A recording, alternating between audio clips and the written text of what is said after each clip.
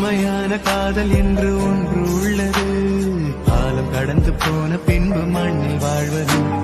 காலம் எந்த கைப்பிடிக்குள் மாட்டிக்கொண்டது. காதல் என்னை விட்டு விட்டு எங்கு சென்றது. கடவுள் வந்த பூமி மீது வாழும் போதிலும் காதல் தோல்வியாகும் போது சாக தோன்றிடும். காதல் இன்றி பூமி மீது வாழ நேர்ந்திடும். கொஞ்ச நேரம் கூட நரகம் போல மாறிடும்.